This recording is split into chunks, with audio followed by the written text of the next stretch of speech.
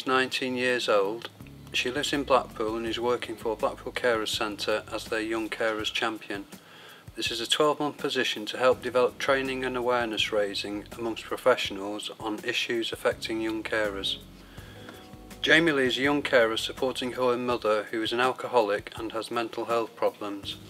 Her mother has also been a victim of domestic abuse. Her late father was a recovering heroin addict and was murdered last year whilst living in Blackburn. In her short life, Jamie has moved house over 19 times and has attended 6 different primary schools. She's the sole carer of her mother, who continues to have problems with alcohol and also her mental health. My earliest memory is of my mum and my dad fighting. I was really young, I was a toddler, and it got to one stage where it was a really big fight. It got really bad, and my dad had took me to my grandma's, and I'd stayed there for a couple of days, and then I think my mum come and got me, said I had an appointment at the doctor's, and she basically had a bike around the corner with all that stuff in it, and she took me on a train to Blackpool. And I didn't really see my dad or my grandma or any of my family for a while. I didn't really understand what was going on. I was only about 2, so I was with my mum. That's all I kind of knew. Didn't really get any support until one social worker called Jeff Lee. He come, and he was really good with my mum. He understood that she had a drink problem, and he'd still see her and speak to her when she'd had a drink. He wouldn't just say, "Look, I'm going, I can't stay away, I've had a drink," because she got violent, but she never really got violent with him. He wanted to help her, and she was really honest with him and open with him, and he even got me Christmas presents. Did anyone explain to you what was happening? No, no one really. When they'd come round, they'd ask my mum if I could go outside or if I could go play. Basically I'd just get sent out of the room where I couldn't hear what was being said or what was going on. I'd listen at the door sometimes, and they would tell her, look, like she had abusive boyfriends, and they'd say, look, it's either you leave your boyfriend or we're going to have to take your daughter because it's not safe for her here. It made me scared of losing my mum because she was like all I had, and I didn't want to tell anyone what was going on. I didn't want anyone to know anything, and I think it stopped me telling people. It stopped me, like, I suppose if they say how's your mum doing, I'd just say, oh, she's fine, she's great, she's hunky-dory. I'd probably say anything to stop them asking questions. Did you have any family members that were on hand to help you out? My nan was always on hand, no matter what. She was always there to come and help us. I guess she understood to a certain extent what my mum was going through, because she drank while she was younger as well. And then the only other person was my dad. He lived in Blackburn, and I'd go down and see him. We'd go horse riding. We'd do just things any daughter and dad would do, really. He had his own problems. He had drug problems and stuff like that, but he still taught me right from wrong, and then I'd send me back to Blackpool feeling a bit happier, I suppose. How did you feel about this chaotic life? When I was younger, it was just normal. I thought everyone's life was that way, and everyone had a mum like that, and they didn't really see the dad and that kind of stuff until I suppose I started going to parties at schools, at friends from schools' houses, and I'd see how different it really was. That their mum would come in and they'd cook them tea and they'd wash the clothes for them and they'd do all that stuff, where I was kind of doing all that for myself. And my mum, I don't know, it kind of changed that I become more the mum and she become more the kid. As I got older, I think I started realising that it just wasn't what everyone else had. Right. Were you ever embarrassed about it, or about your mum's behaviour? Yeah, quite a lot actually. I remember once she weed on my coursework and thought it was the toilet because she was that drunk. She'd come into my bedroom and weed in my shoebox, and I had to try and explain that to school, which was a hard one. So yeah, I did get really embarrassed and really ashamed, because when friends had come round, I didn't know what to do. The way they'd look at her and that kind of stuff. How did you feel about school, and did it impact on your choice of friends? My school was good, I suppose, when my mum was good.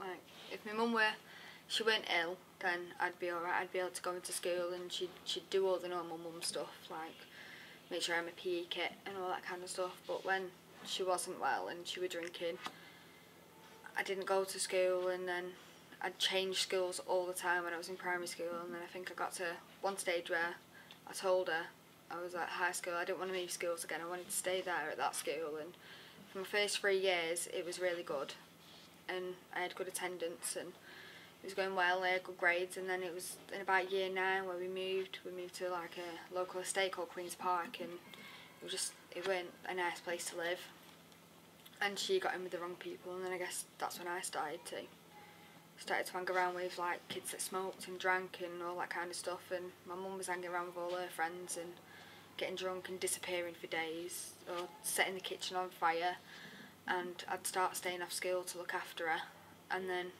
I started hanging around with my mum's friends, which got worse because I started drinking and doing all that kind of stuff. So did that affect your social life, the fact that you're having to stay at home and look after mum?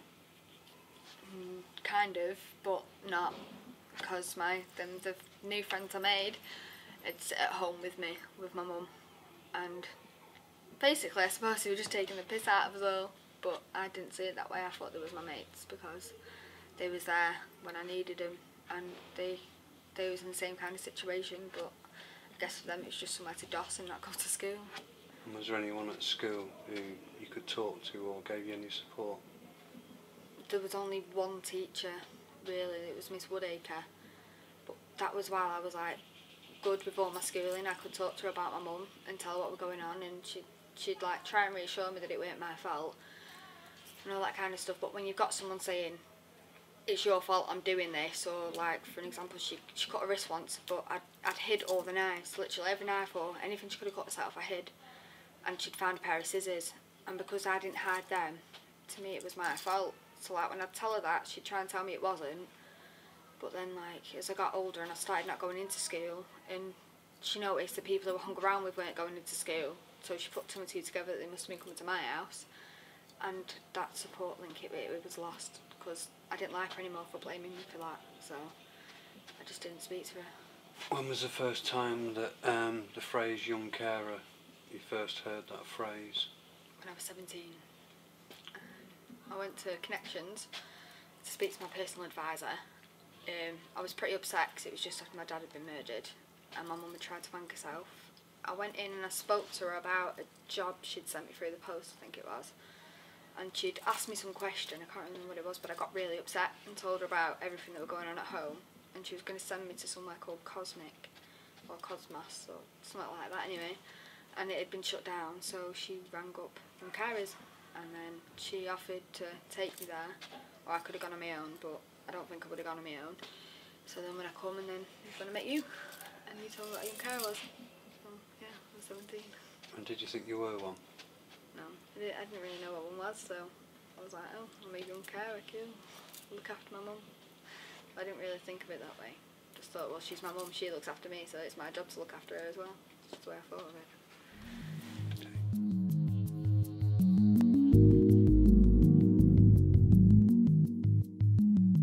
What are your experiences of contact with the police and healthcare workers who are coming to help mum? I've had bad experiences with the police. I really don't like them, and that's mainly because of the way they've treated my mum before, and when she's hurt herself or she's had an argument with a boyfriend or a fight or something's kicked off anyway, when they've come round, and she'll either be like, there was one time where she was walking down the stairs because she'd cut all the wrists open, and as she was coming down the stairs she had her arms held up like that, like saying, look, I'm not hurting no one else, I've only hurt myself, and they literally grabbed hold of her, dragged her down the stairs by her feet, tied her up with leg binds and armbands and all that kind of stuff, and dragged her out, and they don't give her any respect. They just see her as a problem, and it's like she's not a person, she's just something they want to get rid of, and they just want to sort it out as fast as they can. Healthcare workers didn't really speak to me, they just dealt with my mum. When they would come round, they'd send me out of the room, they wouldn't want me to be around, they'd want me to go and play or do other stuff while they spoke to my mum. If you had a message for professionals out there, what would it be? I'd say keep me involved in what's going on, because I don't know, I'm a carer, I'm the one looking after her, and maybe there's some stuff that she can't tell you that maybe I can. and not to make promises that you can't keep. To when you offer a support like a psychiatrist and stuff like that, like don't make sure it's the same person all the time and not someone different, because it just ends up making her worse, having to go over all the bad stuff that's happened to her that makes her feel this way. Is just making her feel that way all the time when it changes. So just keep it the same and give her as much support as you can. And what about a message for teachers so they can support young carers and their families? Don't just, if a kid's acting up, don't just think it's bad behaviour and that they're trying to ruin your lesson or act the class clown, because sometimes they might be angry or upset and they don't know how to deal with it themselves, and they're acting out because maybe they just ask them what's going on and if they're okay or if there's anything they can help with. And what about a message for the police? I struggle with this one. To treat my mum like a person, not a problem. Give her respect and don't just think, oh my god, she's acting up again, let's just get her into the cells and we can forget about it. Offer her help, and when you do offer help, don't say you're going to do it and then just not do it, because it just makes things worse. It makes her respect you less, and it makes me respect him less. It stops me wanting to ask him for help. It stops me wanting to even talk to them. So just come in with some respect and not all guns blazing like there's a big kick-off, because it's not a football riot, it's just one person that's in need of help. And the last message for mental health workers, what would that be? Continue support after, they've been in psychiatric units. Don't just give them the support while they're in there and think they'll be fine on their own when they're outside, because that's just not the case. And the medication that you put them on, make sure you let their doctors know that you've put them on new medication, so she doesn't come out and go straight back to the medication that she felt ill on and didn't make her feel well. Just make sure you keep everyone informed, and maybe let me know what her illness is and if there's anything I can do to help her, and explain it to me so I'm not sat in the dark wondering what's going on with my mum.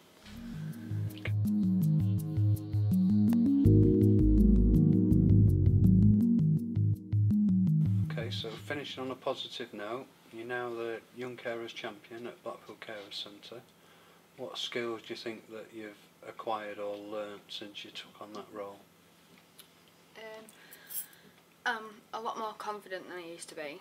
I used to be shy and didn't really talk to anybody, and now it's a lot different, I suppose, because Blackpool Carers Centre have made me more aware of what support I should be getting, what support my mum should be getting, and I ain't afraid to tell them that I know that now.